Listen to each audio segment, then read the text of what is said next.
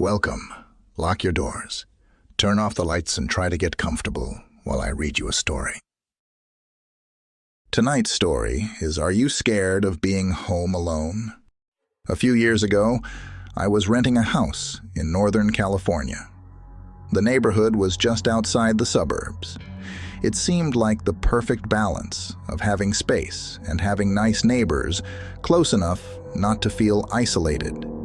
The area had no streetlights, so it was very dark at night, especially if there were clouds blocking the moonlight. It didn't bother me, though. It made my little house feel even more quaint on dark nights. I got home from work one day in midwinter. It was a cloudy night, so pulling up to my house, I saw only what my headlights and front porch light illuminated. When I got out of my car, I caught a whiff of cigarette smoke. That was odd. I had never smelled that before around that house. I didn't see anyone nearby, so I ignored it and went inside. I had just got off a shift with a few hours of overtime, so I felt pretty tired, even though it wasn't even 8 yet. I decided to take a shower and call it a night. I woke up sometime later, sure that I had heard a noise inside my house. I wasn't worried right away because my friend would sometimes stop by to use my shower after work on his way to his night classes.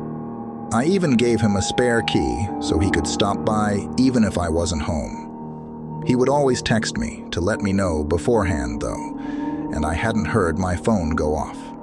I reached over to my bedside table and picked up my cell phone to see if my friend had sent me a text. The bright light from my phone's screen and number pad blinded me. These were the days before the phone had a light sensor that would dim the screen in the dark. And this particular phone was so bright, I could use it as a flashlight. Through squinted eyes, I could make out that it was 9-something, but I couldn't tell if I had an unread text or not. I set my phone aside and called out my friend's name. There were a couple of seconds of silence before I heard loud footfalls as someone started running through the bottom floor of my house. I leapt out of bed and ran to the closet.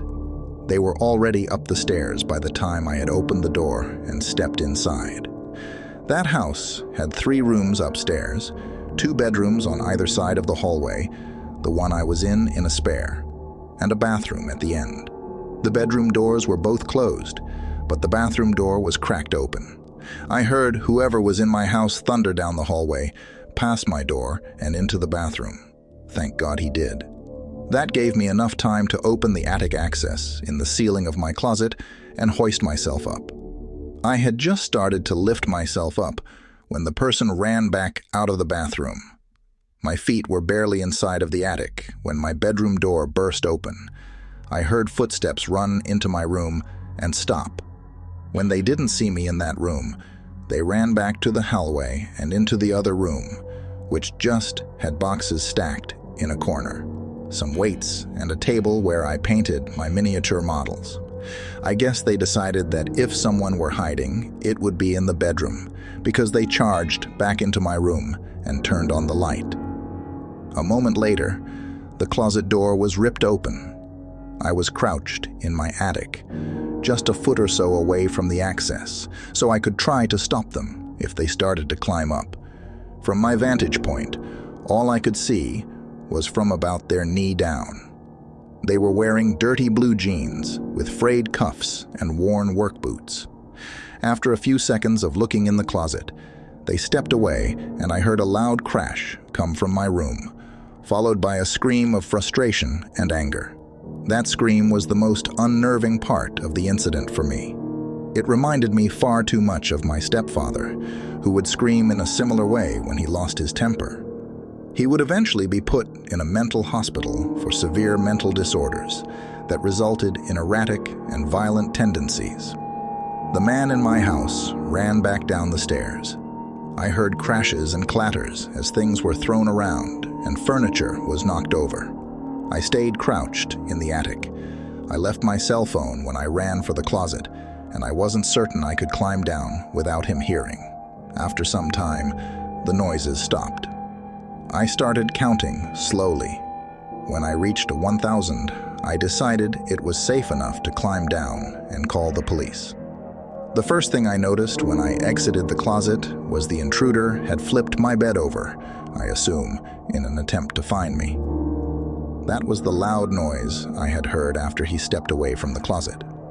I couldn't find my cell phone, so I went to the landline by the bed and called the police. I waited in my room until I heard them call out from downstairs. The first floor was a mess, but I had expected that. Chairs had been knocked over, the sofa had been flipped. All the books and pictures and knickknacks I had on my shelves were strewn across the floor. The cupboards in the kitchen had been opened, and all the boxed and canned foods had been thrown to the ground. As far as I could tell, though, the only thing missing was a single knife, out of the wooden block in my kitchen. The police checked the house from top to bottom. They found that the side door had been forced open by something like a crowbar. They also found a few cigarette butts along my fence line, along with some foil and an empty pen tube, which the police said people often use to smoke meth. So they think he had been watching my house for a while. I realized that he must have been out there smoking a cigarette. When I got home, they collected up the evidence and told me I should stay with family or friends that night and get that door fixed as soon as possible. I opted to just not sleep. I moved a shelf over to block the broken door and spent the next couple hours cleaning things up. I would often go to the window with a flashlight and shine it along the fence line, where the police found the cigarette butts and foil, but I didn't see anything. The next day I called to have the door fixed and motion lights installed at the back and sides of the house.